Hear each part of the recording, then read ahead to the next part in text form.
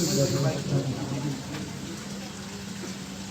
Assalamualaikum warahmatullahi wabarakatuh. Waalaikumsalam warahmatullahi wabarakatuh.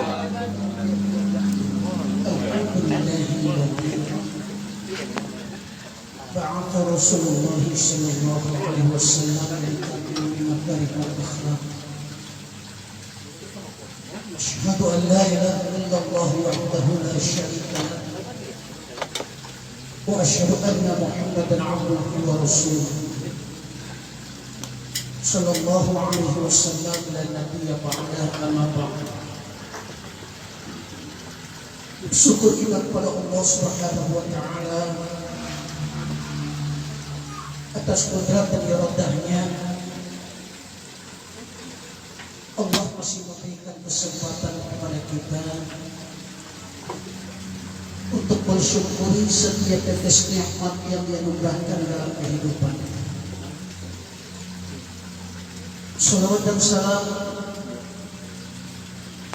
kita mohonkan kepada Allah semoga tercurah buat Nabi Muhammad sallallahu alaihi wasallam.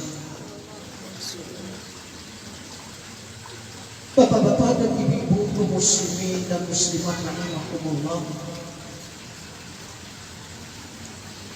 Alhamdulillah pada hari ini kita mengadakan syukuran. Saya tidak ingin mengikuti ulang tahun karena kata-kata ulang tahun itu tidak ada dalam Islam. Yang ada adalah hilang tahun. Artinya apa? Semakin besar kesempatan yang diberikan oleh Allah, semakin besar pula tanggung jawab kita kepada Allah. Makanya nanti dijelaskan oleh Rasulullah SAW. Bapak Ibu silakan lihat di dalam surat Az-Zumar mulai ayat 69 sampai dalam ayat 71. Kalau kita renungkan, ya rasanya kita tidak pernah akan doa. Kita ingin terus beribadah kepada Allah. Karena di dalam ayat itu dijelaskan oleh Allah tentang hal ikhwal jiwa manusia ketika mau bertanggungjawabkan di hadapan Allah. Makanya nanti kata Rasul, pada saat itu ketika semua kaki manusia menghantarkan di muka bumi yang pada saat itu telah berubah menjadi padang mahsyar, hingga Allah bertanya 4 hal. Salah satunya apa? Hartamu dari mana engkau dapat dan kemana engkau keluarkan? 4 pertanyaan, 3 pertanyaan. Setiap pertanyaan 1 pertanyaan 1 jawaban. Tapi kalau masalah harta 2 pertanyaan 1 jawaban. Artinya apa? Semakin besar, semakin banyak, semakin berkah Allah berikan kepada kita nikmat harta, akan semakin besar pula tanggung jawab kita di hadapan Allah Subhanahu wa taala. Makanya dalam ayat dikatakan, "Yauma la yanfa' malun wa la banun." Nanti kata Allah, ketika kamu dikumpulkan di pengadilan Allah, qadirul jalil pada masa nanti, anak-anakmu tidak akan memberikan manfaat. Mungkin sedikit saya singgung Bapak dan Ibu. Pertama, anak kita tidak akan memberikan manfaat. Ini akan ada hubungannya dengan kajian kita 2 minggu yang lalu. Kenapa anak di saat itu tidak akan memberikan manfaat di hadapan Allah? Semasa di dunia, mereka kita kasihi, mereka kita sayangi, apapun yang diinginkan kita berikan, kita banting tulang peras keringat, siang kita jadikan malam, malam kita jadikan siang, hanya untuk anak-anak kita. Tapi nanti di hadapan Allah, justru sebaliknya anak kita lah yang akan menuntut kedua orang tuanya. Makanya anakmu tidak akan memberikan manfaat ketika kita tidak mampu mendidiknya dengan nilai-nilai agama. Bapak Ibu bisa baca di dalam surah Al-A'raf ayat ke-66 sampai 68. Di dalam ayat itu nantinya akan ada tuntutan ucapan yang disampaikan anak-anak kita kepada Allah. Apa kata mereka? Yauma tuqallabu wujuhuhum finnar. Pada hari itu ketika muka anak-anak mereka dicelupkan ke dalam siksa api neraka, maka para anak akan berkata, yaquluna ya laitana ata'na Allah wa ata'na Rasul. Ya Allah, seandainya saya taat kepadamu dan taat kepada Rasul. Lalu kata Allah, kenapa engkau tidak taat?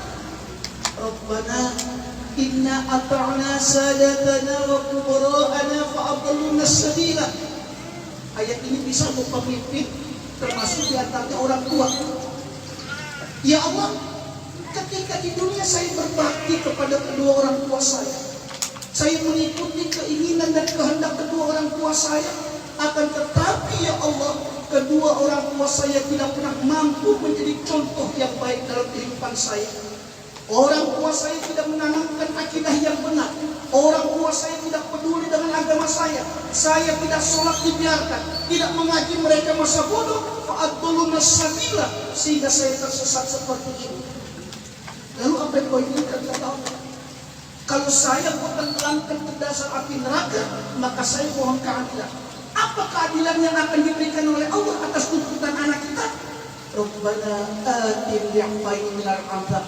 Berikanlah azab 2 kali lebih pedih kepada orang tua saya itu, wal anhum la'nan kabira, dan berikanlah kutukan yang paling besar kepada mereka semua. Na'udzubillah wa na'udzubillah.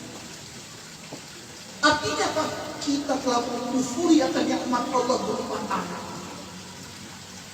Yang kedua, hartamu tidak akan pernah memberikan manfaat, kata Allah. Sebanyak apapun harta kita, tidak akan memberikan manfaat di hadapan Allah ketika harta itu kita tidak jalankan di jalan Allah. Makanya Bapak dan Ibu, kalau kemarin saya katakan Allah itu akan menjamin kok, nggak usah takut. Semakin sering kita mengeluarkan harta untuk kebaikan, maka semakin sering juga Allah akan memberikan kemudahan dalam hidup kita. Wallahu fi'anil 'abdi ma kana al-'abdu fi'anil akhi.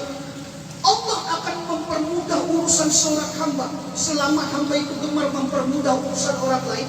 Allah akan selalu menolong seorang hamba selama hamba itu gemar menolong orang lain. Jadi kalau selama ini hidup kita selalu sempit, jangan salahkan Allah. Jadi kalau selama ini kita sulit keluar dari kesulitan hidup, jangan salahkan Allah. Karena boleh jadi kita tidak pernah mau tahu dengan kesulitan yang diderita oleh orang lain.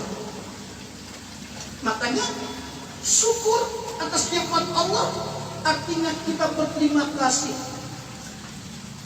Kalau boleh saya menyampaikan, alhamdulillah sampai hari ini keberkahan masih Allah berikan.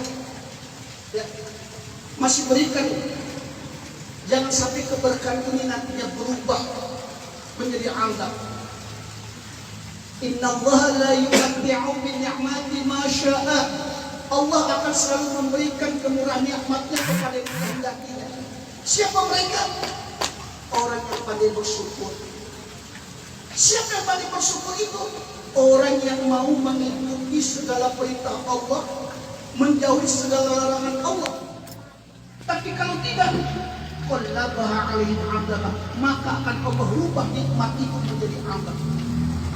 Dan alhamdulillah hari ini dalam rangka milah syukuran diadakan kajian-kajian mensyukuri nikmat Allah.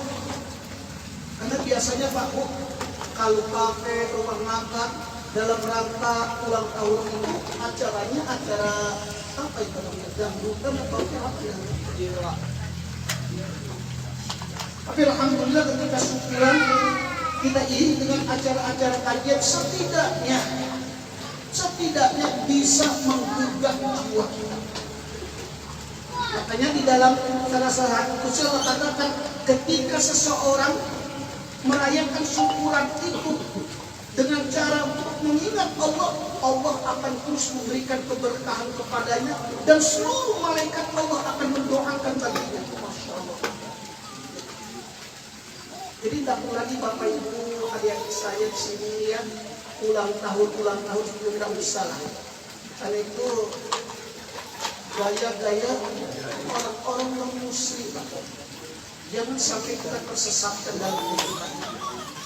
Nah, Bapak dan Ibu yang dirahmati Allah Subhanahu wa taala, maka pada kesempatan ini karena ini di bulan Rabiul Awal ya, saya ingin lebih fokus mengkaji kepada masalah akhlakul karimah yang tidak lepas pula dari masalah syukur kita atas nikmat Allah.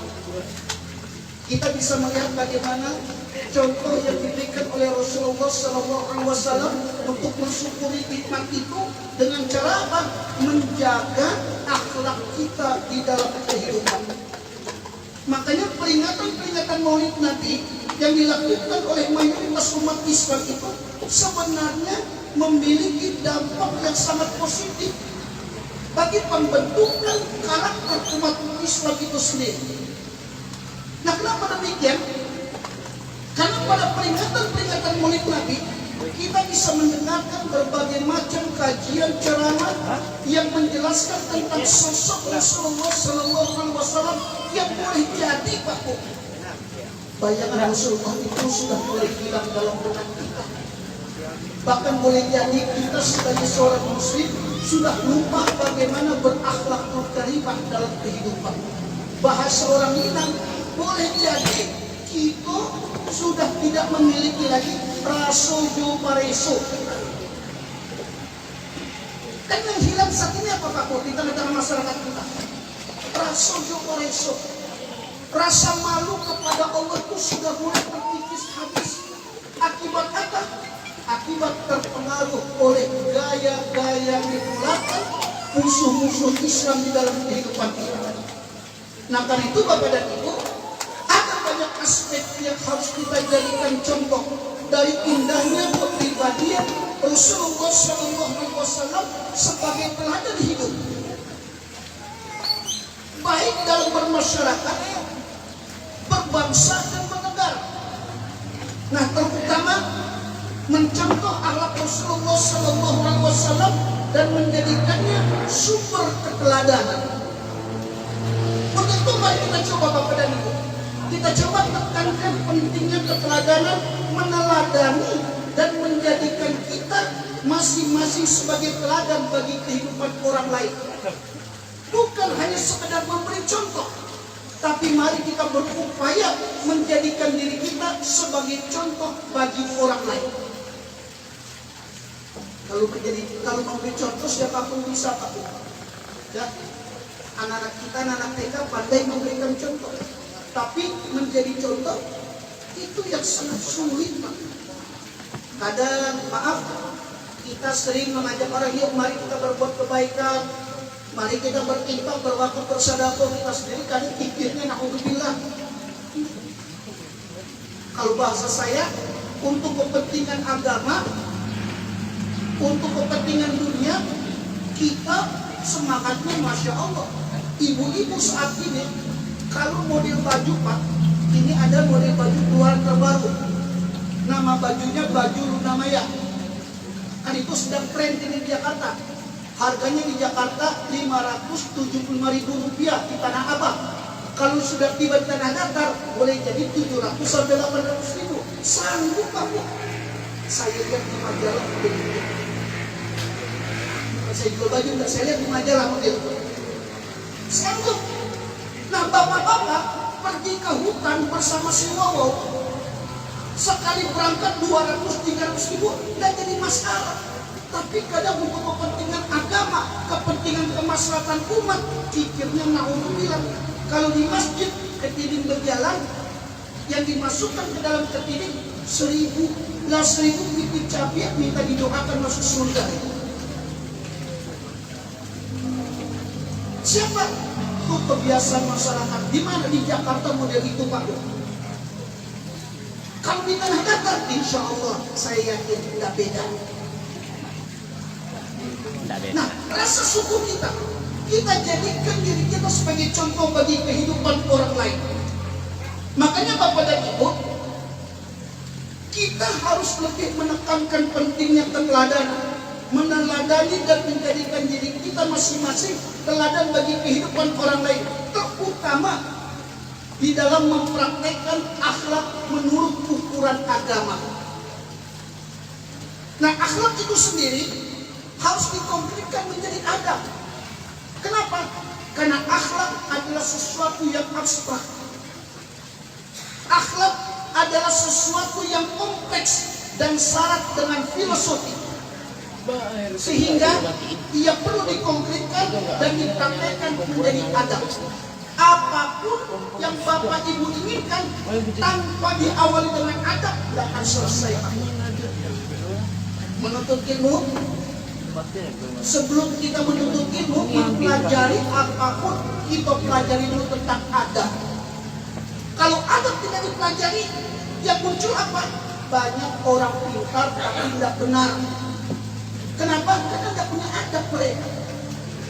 Makanya akhlak dikonkretkan menjadi adab. Misalnya, adab dalam bertutur kata, adab dalam bertutur kata, adab dalam pergaulan, adab dalam berpakaian, adab dalam bekerja dan bertugas secara profesional, bahkan adab menjadi seorang pemimpin. Yang semua itu harus bersumber dari keteladanan Rasulullah Shallallahu Alaihi Wasallam. Yang pertama kita lihat adab dalam bertutur kata. Nanti di yaumul mahsyar akan banyak umat manusia yang dilemparkan oleh Allah ke dalam neraka adalah dikarenakan apa? Lisannya. Kita lihat kembali dalam Al-Quran, surat Ibrahim 24 sampai dengan 26. Di sana sangat jelas Allah menerangkan 3 karakteristik seseorang itu dikatakan imannya benar. Satu saja hilang, berarti nggak benar iman. Benar tidaknya ibadah seseorang bisa dilihat dari sana. Jadi Pak, jangan dilihat orang itu, oh ini imannya benar. Kenapa? Karena pakai cincin putih. Oh tiap tahun dia rajin ibadah haji, tiap bulan ibadah umroh, Senin Kamis puasa dilakukan, zakat dibayarkan. Apakah itu sudah menyakit? Ia menjadi manusia memiliki iman yang benar? Belum. Makanya kata Allah, orang itu dikatakan imannya benar syarat pertama aslu hafal itu, akarnya menghujam ke dalam tanah. Memiliki keyakinan yang kokoh kepada Allah, ia meyakini apapun yang dilakukan dalam kehidupannya semua berada dalam pengawasan Allah. Nanti kajian kita sampai sana.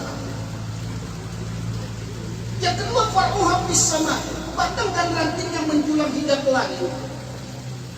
Apapun yang dikerjakan, yang diucapkannya semata-mata mencari ridha Allah.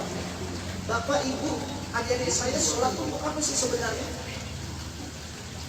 Kita zakat, puasa, haji, sedekah itu apa? Kalau cuma sekedar untuk masuk surga, tidak akan masuk surga. Oh, dikarenakan takut neraka, ibu telah melakukan kesyirikan karena tidak takut kepada Allah.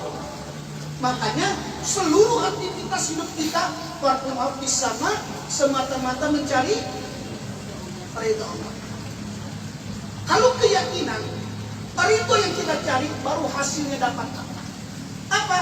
Tu'ti ukulaha kulahinin bi'izni rabbiha, akan menghasilkan buahnya dengan seizin Allah. Apa buahnya itu? Akhlakul karimah. Lihat akhlaknya Pak. Jangan dilihat dari pecinya, sorbannya. Kenapa demikian? Kadang maaf ya, tapi tidak bisa Pak. Kok di Manado? Ya. Kadang ada orang yang salatnya rajin Pak, 5 waktu tidak pindah. Ya, puasa dilaksanakan, tapi kadang perangi kayak setan Pak. Sholat dikerjakan, menggunjing dilakukan, sholat dikerjakan, memfitnah terus dikerjakan juga. Antara ibadah dengan kemungkaran masih terus dilakukan. bahasa ilmu kejiwaan, dalam Al-Quran dikatakan orang seperti ini mengalami penyakit kegersangan ganda. Ada penyakit kegersangan parsial, ada penyakit kegersangan ganda. Nah Bapak dan Ibu, makanya adab bertutur kata dalam kehidupan telah diajarkan oleh Rasulullah SAW, bahkan dijelaskan oleh Allah dalam kitab suci Al-Quran. Satu contoh, ini adab bertutur kata Pak. Dan ini bisa jadi bahan introspeksi bagi kita semua. Karena ini biasanya sering kita lakukan Pak. Mungkin boleh jadi termasuk saya. Dalam satu majelis, Rasulullah sedang berbincang bersama para sahabat. Nah tiba-tiba datang seorang nenek tua Yahudi. Bayangkan, seorang wanita tua Yahudi membawa sebuah jeruk. Lalu jeruk itu dikasih kepada Rasul. Muhammad, ini jeruk untuk kamu. Makan Muhammad. Dari penampilan fisik jeruk itu sangat bagus Pak. Sepertinya jeruk ini adalah jeruk manis. Tapi ternyata jeruk yang diberikan oleh nenek Yahudi itu merupakan salah satu jenis jeruk termasam yang ada di saat itu di kota Taif. Kalau di Mekah, yang subur itu di Taif. Sana seperti di Bandung, hawanya sejuk. Apa kata nenek tua tadi? Ambil Muhammad, makan Muhammad. Dibuka oleh Rasul. Dibuka, dibakar. Ketika jeruk itu dimakan, Rasulullah memejamkan matanya. Kenapa? Menahan betapa masamnya jeruk itu. Tapi Rasul tidak berbicara. Sahabat yang lain berpikir, ini Muhammad gimana ini? Kok makan jeruk sendirian? Hingga jeruk itu habis. Ketika jeruk itu habis, Rasul katakan, terima kasih ibu. Pergilah wanita tua itu. Ketika wanita tua ini pergi, sahabat protes lagi. Wahai Rasulullah, saya instruksi. Kenapa kata Rasul? Wahai Rasul, biasanya kalau kau makan, kamu selalu diberikan meskipun sedikit. Tapi kok sekarang engkau mendapatkan jeruk, jangankan dibagi, ditawarkan saja tidak kepada kami. Tersenyum Rasulullah. Lalu apa kata Rasul? Wahai sahabatku, bukan aku tidak ingin membagi kepadamu. Aku khawatir apabila jeruk ini saya berikan kepada kalian, saya khawatir lisan kalian akan menyakiti perasaan wanita tua itu. Allahu Akbar.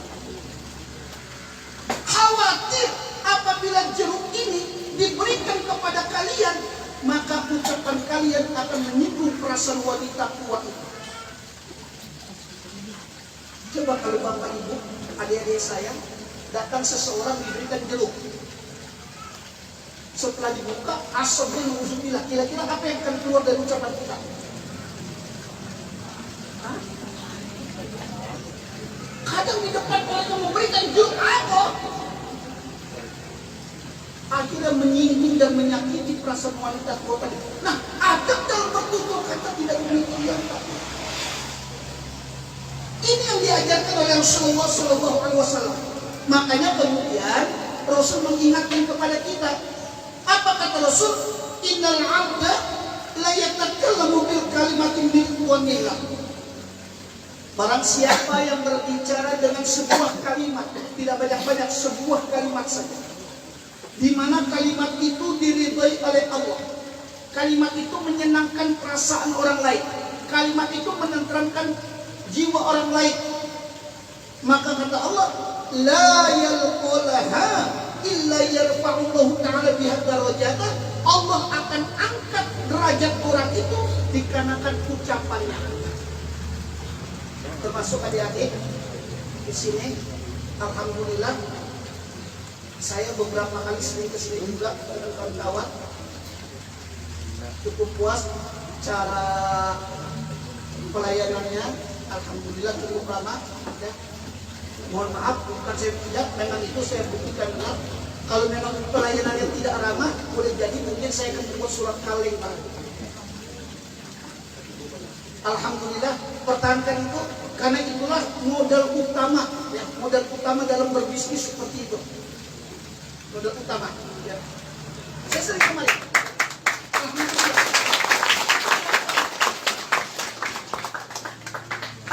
Sehingga perkembangan memang cukup pesat itu katanya. Terus alhamdulillah. Mudah-mudahan terus berkah dunia akhirat tadi. Tapi sebaliknya kata Rasulullah, wa anal 'abda la yatakallamu bil kalimati min sukhtillah. Barang siapa yang berbicara dengan sebuah kalimat di mana kalimat itu menyinggung perasaan orang lain, kalimat itu menyakiti orang lain, kalimat itu tidak membuat tentram jiwa orang lain, apa kata Allah? La yalqulaha illa yuhabiya fi jahannam, maka Allah akan lemparkan dirinya ke dalam neraka jahanam dikarenakan ucapannya itu. Artinya apa? Ibadah kita sia-sia.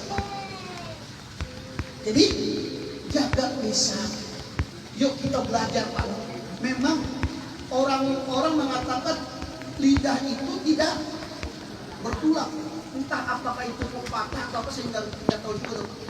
Lidah itu tidak bertulang. Artinya apa? Ya memang bahaya Pak. Lidah itu lebih tajam daripada pedang. Karena dengan lidah mungkin kehidupan masyarakat kita akan porak-poranda.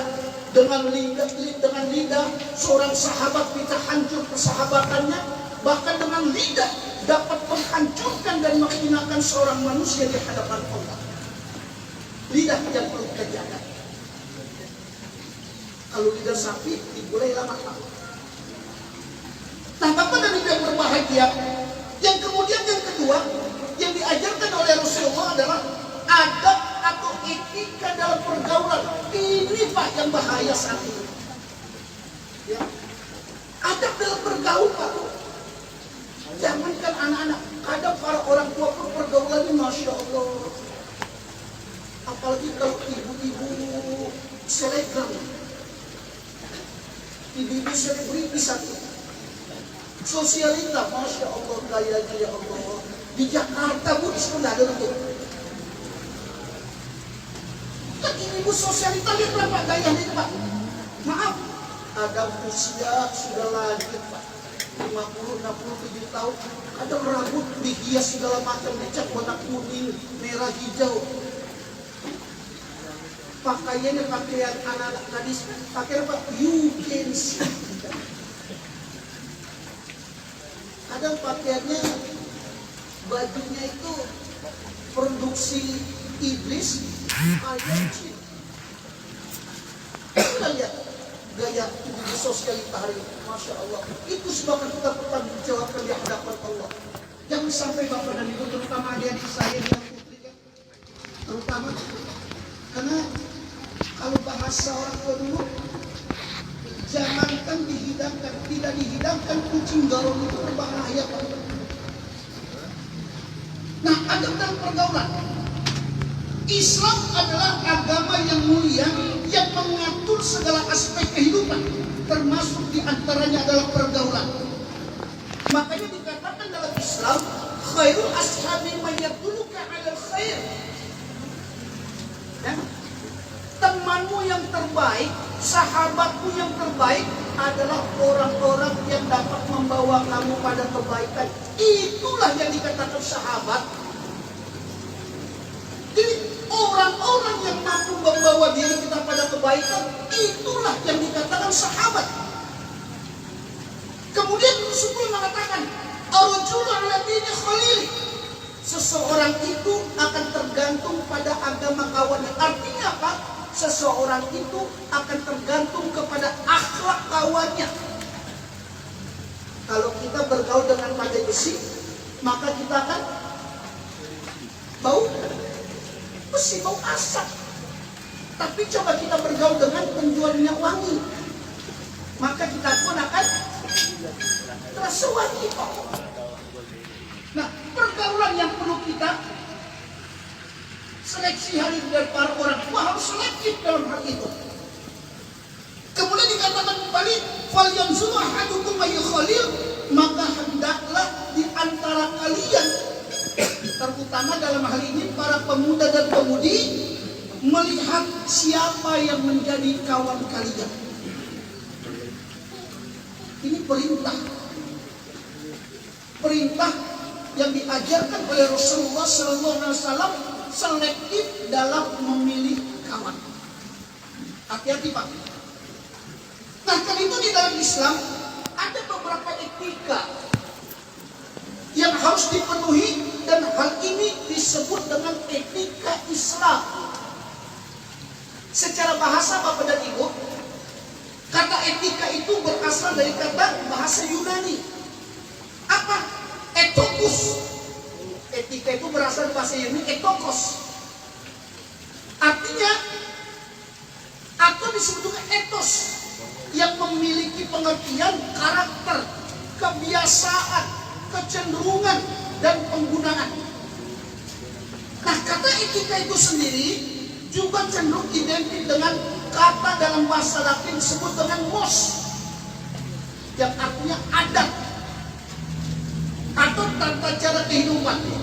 Maka dengan kata lain, etika Islam adalah sistem atau tata cara yang mengatur tingkah laku seseorang, terutama di dalam bermasyarakat dan bergaul.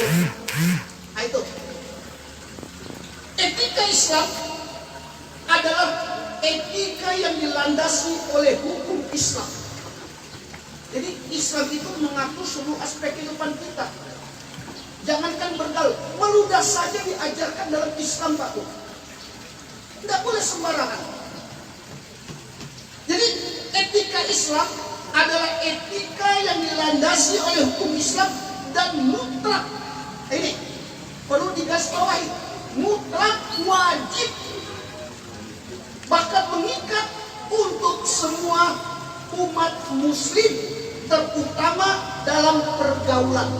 Jadi kalau kita merasa muslim, harus ikuti konsekuensinya. Bukan kata saya Pak Bu, tapi kata Al-Quran. Lalu apa pokok dasar etika itu dalam Islam?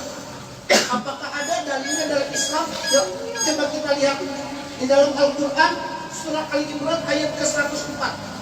Ya, adik kita ini sudah hafal semua. Ya, tadi senang kita saya bacanya, mendengar kaki petang sebelum mulai, tapi perasaan tadi mau nangis Pak.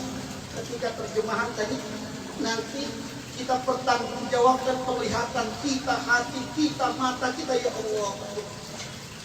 Kalau di rumah tadi menangis kita Pak. Dosa kita sudah berapa banyak, terutama laki-laki, karena kita nggak bisa jaga mata. Saya pernah sampai ketika pulang mirip jalan kaki, saya kena dekat di simpang Malani itu Palabu Merah. Pak, di seputar itu kebetulan banyak preman di situ. Saya jalan kaki, ada anak gadis lewat, pakai celana apa itu namanya, karjin pelegi itu, pakai kaos tidak sampai batas itu. Sudah itu pandangannya pengikut satu, kalian itu kalau lihat perempuan mata itu apa jawabannya? Di Ustaz kami tahu dosa dan dicari mubazir Ustaz.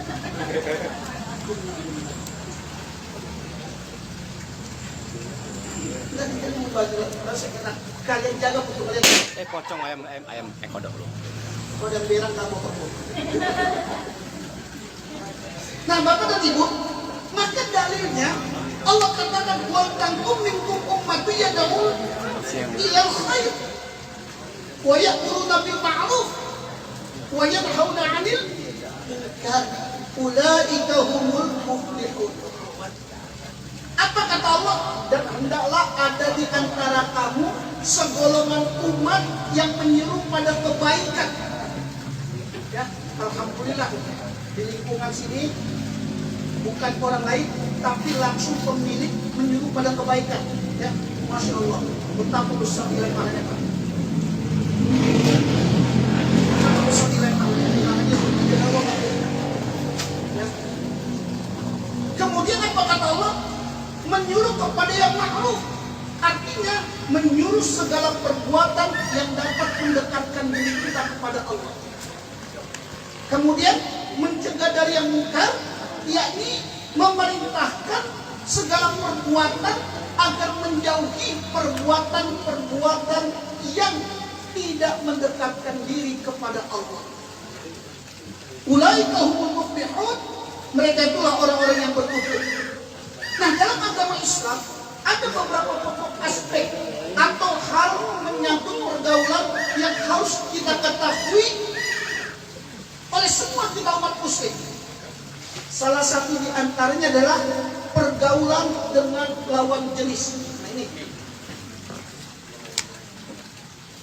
ini menyangkut masalah akhlak, Pak ya. Masalah syukur atas nikmat umur, syukur atas seluruh anggota tubuh yang diberikan oleh Allah. Betapa indahnya ciptaan Allah, Pak.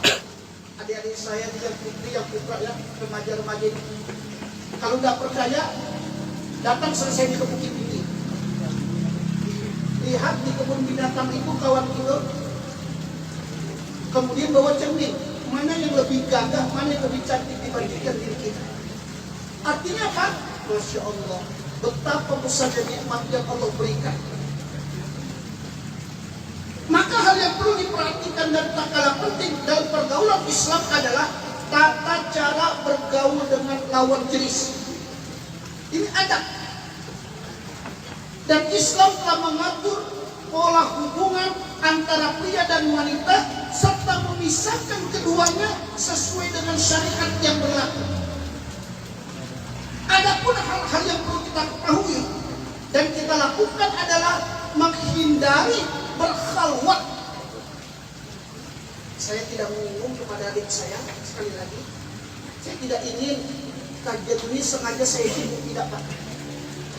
Tapi berdasarkan akuat saya tidak menyinggung, tapi kalau tersindir, alhamdulillah. Terutama dalam hal berkhalwat. Apa berkhalwat itu? Ada yang tahu? Berkhalwat itu adalah berdua-duaan seperti halnya istilah anak muda kita berpacaran. Itu berkhalwat ada. Ya. Nah, karena berkhalwat itu dikhawatirkan dapat menimbulkan hal-hal yang tidak kita inginkan. Bahkan ia mendekati kepada perzinahan. Tadi sudah dijelaskan oleh adik kita. Surat dibaca tadi dua hal yang perlu kita renungkan. Pertama tadi masalah syukur. Yang kedua jangan sampai jadi kufur. Akhirnya memunculkan zina tadi. Nah, dewasa ini Bapak dan Ibu bukanlah hal yang baru lagi.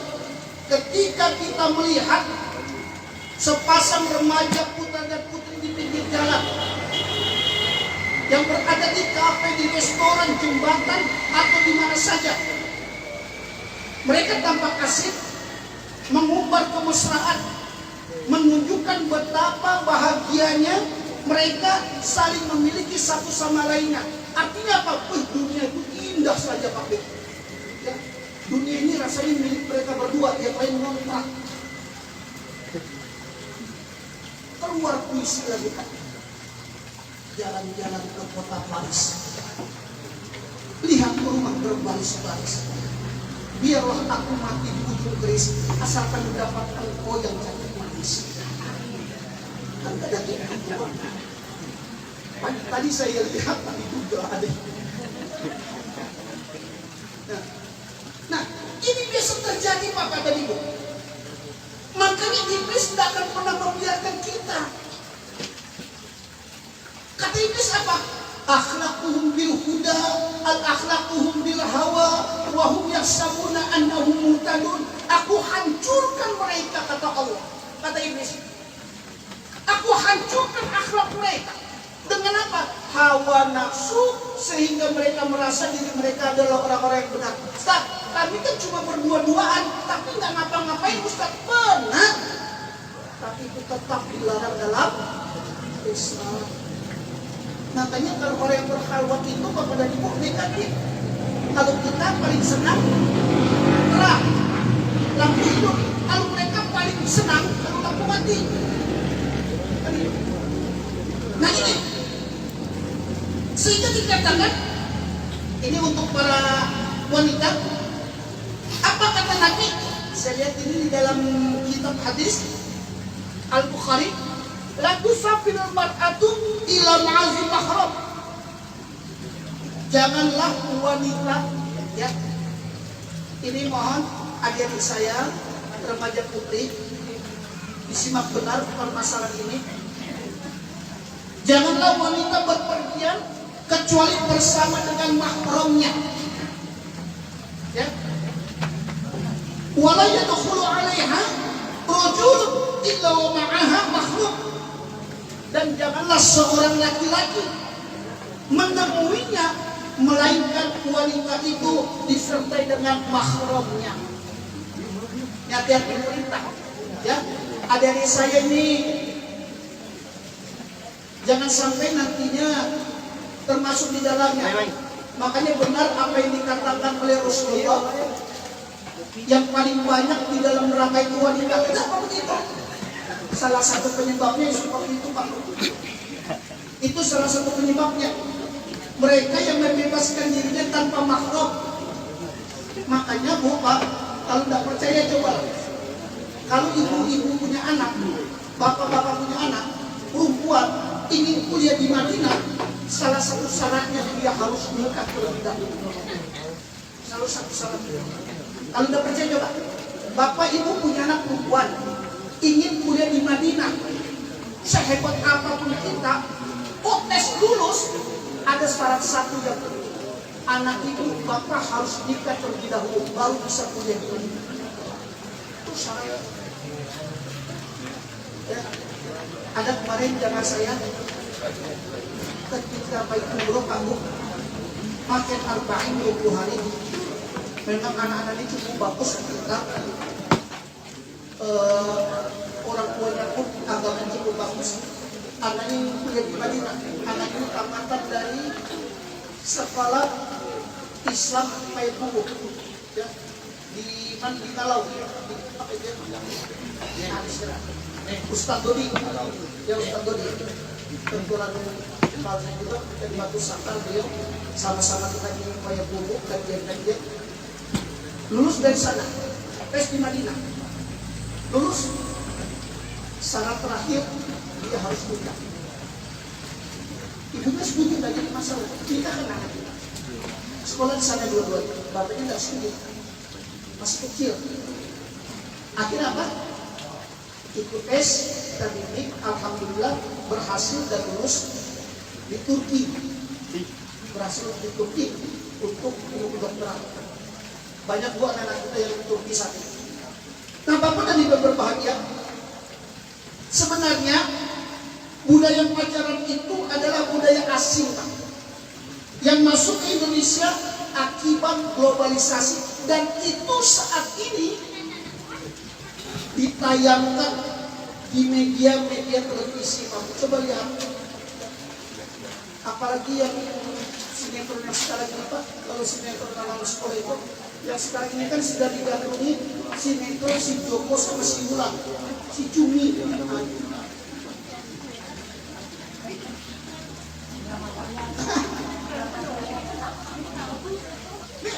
Dan digandrungi anak sekarang, Pak. Coba lihat tayangan itu, Pak. Mengajarkan sesuatu yang memang sangat-sangat bertentangan dengan akhlakul karimah, nilai-nilai keislaman yang tidak sama sekali memiliki akhlak. Lihat di sana. Nah, anak-anak kita kadang terpengaruh mengikuti itu. Padahal dikatakan oleh Rasulullah SAW, Allah la yahrumanna rajulun bi'imra'atin. Ingatlah bahwa tidaklah seorang laki-laki itu berkhalwat, ya, berpacaran dengan seorang wanita. Apa kata Nabi? Illa, kecuali kana salitahu syaitan, kecuali yang ketiganya adalah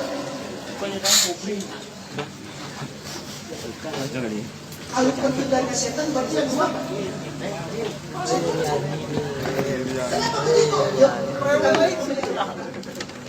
nanti adik-adik saya di rumah Saya lupa juga tadi di kamar. Dan lupa juga sebesar dua. Nanti ke depan kajian bisa seluruh yang mendengar bahwa pena dengan buku ini dicatat nanti kematian benar tak? Dalam Al-Quran surat Al-Mujadalah ayat 19 di sana Allah katakan istahwada alaihi syaitan wa ansahum dzikrullah.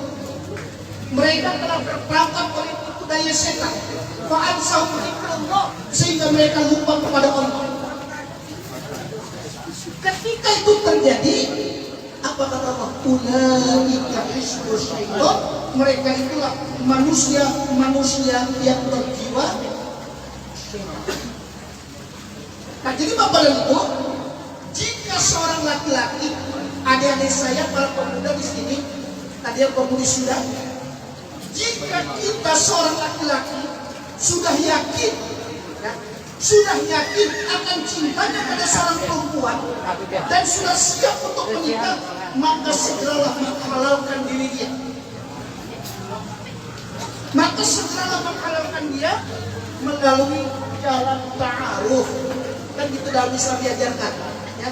Dan Islam diajarkan bukan pacaran, tapi sebaliknya setelah menikah baru berpacaran. Ini tidak mau berpacaran dulu, entah jadi atau enggak. Dengan jalan-jalan tahu untuk saling mengenal, dan itu pun bukan antara saya laki dengan perempuan, tapi ada orang-orang yang lainnya.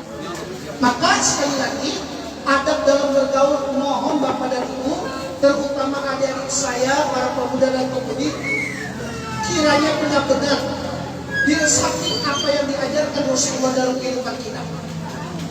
Kemudian yang terakhir Bapak dan Ibu, akhlak adalah salah satu dasar dalam Islam. Makanya orang awam biasanya mengenal hanya dua pondasi Islam. Ya, ini puncak kajian kita. Orang awam biasanya hanya mengenal dua pondasi Islam. Apa saja? Iman dan Islam. Coba Pak, Ibu kalau nggak percaya tanya adik kita semua. Kalian Islam? Jawabannya pasti ya. Coba tanya lagi, kalian beriman tidak? Pasti jawabannya beriman.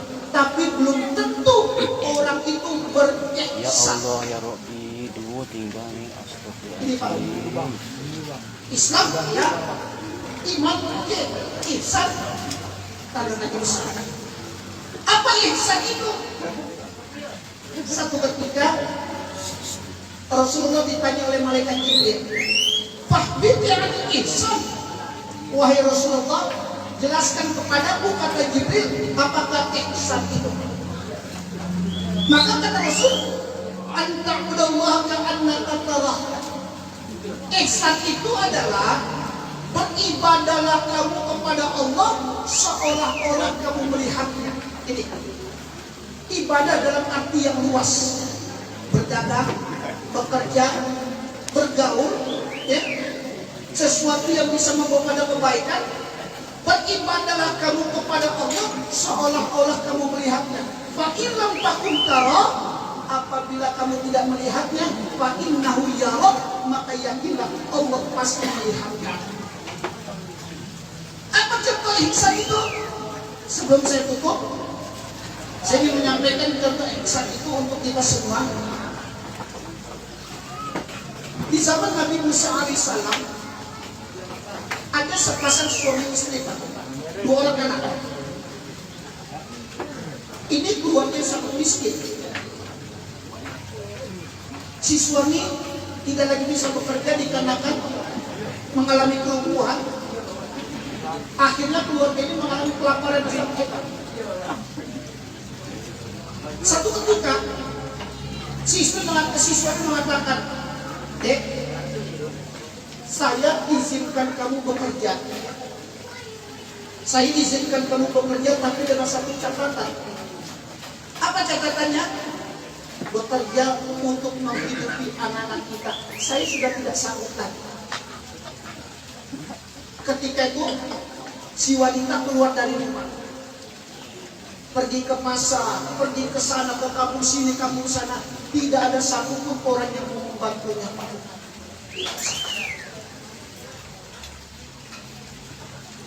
Nah, sampai satu ketika wanita ini berjalan, dia bertemu dengan seorang wanita tua. Apa kata wanita tua ini? Apa yang kau lakukan?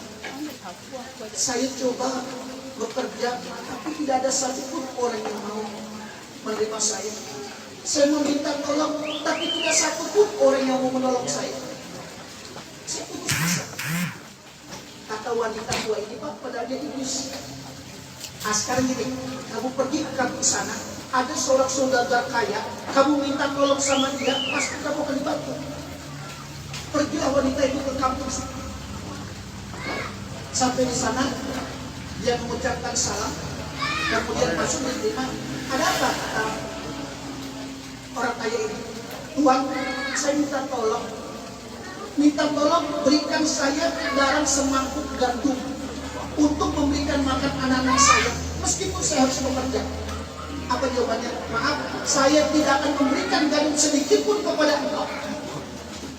Ya, tidak akan, dan saya tidak akan memberikan pekerjaan apapun kepada engkau. Silakan kau pergi. Wanita ini mau pergi, panggil, sebentar. Tapi kalau kau ingin gandum, saya akan berikan beberapa karung. Pekerjaan, saya akan berikan pekerjaan yang enak, tapi dengan satu syarat. Apa syaratnya, Tuan? Kamu tidur dengan saya di dalam kamar. Mendengar ini bagaikan bisa berpikir siang malam. Pulang wanita ini. Pada saat berada di pintu rumah, terdengar tangisan anak-anak. Apa kata anak-anak? Wahai ibu, cepatlah pulang. Kami lapar, kami tidak tahan lagi menahan diri, ibu, cepatlah pulang. Tidak jadi dia masuk dalam rumah. Kembali dia ke rumah saudagar tadi. Apa kata saudagar ini? Bagaimana? Baik, saya terima. Masuk dalam kamar. Setelah berada di dalam kamar, tidak berapa lama kemudian datang saudagar ini. Ketika saudagar ini masuk, tiba-tiba tubuh si wanita ini bergetar sangat hebat. Kaget. Apa kata saudagar ini? Kenapa tubuh bergetar demikian hebat? Apakah engkau takut dengan saya? Jawab wanita ini, Tuan, saya tidak takut sedikit pun dengan Tuan. Akan tetapi Tuan, apapun yang kita lakukan hari ini, boleh jadi suami saya tidak akan pernah tahu, anak-anak saya tidak akan pernah tahu, istri Tuan tidak akan pernah tahu, tapi saya khawatir, saya takut apa yang kita lakukan ini diketahui oleh Allah Subhanahu wa Ta'ala. Itulah sebabnya yang membuat badan saya bergetar hebat seperti itu. Yakin tak? Jadi kalau adik-adik saya ini nanti kalau diajak gelap-gelapan bilang Allah melihat kita itu saja. Akhirnya apa? Wanita ini diusir. Ketika wanita ini pulang masuk dalam rumah, ia menangis. Apa kata suaminya? Aku bersyukur kepada Engkau yang mampu mempertahankan keimananmu meskipun harta di depanmu berlimpah. Ketika mereka menangis, apa yang mereka baca? Subhanallah walhamdulillah wa la ilaha illallah. Tidak berapa lama pintu rumah terbuka. Ketika dibuka oleh si perempuan, ternyata saudara ini lari perempuan ini memeluk suaminya. Takut. Tapi apa kata si saudara ini? Engkau yang begitu miskin, tapi masih merasa memiliki rasa takut kepada Allah. Sementara saya yang telah diberikan kemewahan, diberikan kedudukan, tidak sedikit pun rasa takut itu ada dalam diri saya kepada Allah. Oleh karena itu, setengah harta yang saya miliki, saya berikan sepenuhnya untuk engkau menghidupi anak-anak engkau. Masya Allah. Itu hasil dari rasa takut kita akan pengawasan Allah. Ini yang satu. Jadi sekali lagi kepada adik saya, mari kita coba tanamkan ihsan itu dalam diri kita. Khusus umumnya semua kita. Insya Allah dengan merasa selalu diawasi oleh Allah, hidup kita akan penuh dengan keberkahan dunia dan akhirat. Mohon maaf atas segala kekurangan. Usikum wa nafsi bitaqwallah. Wassalamualaikum warahmatullahi wabarakatuh. Waalaikumsalam warahmatullahi wabarakatuh. Cukup Bapak-bapak dan ibu-ibu ada yang mau bertanya? Silakan Pak Bu, yang bertanya. Atau teman-teman semua yang dari staf Desa Santa yang mau bertanya silakan. Atau perwakilan dari adik-adik rumah Tafis dengan hati.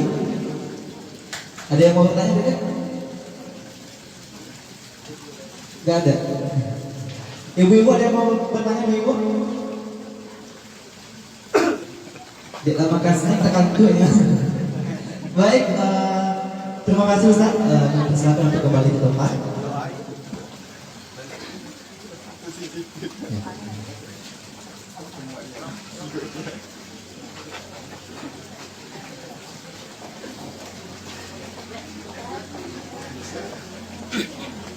Seksi konsumsi, tolong ya. Sebetulnya anak hilang.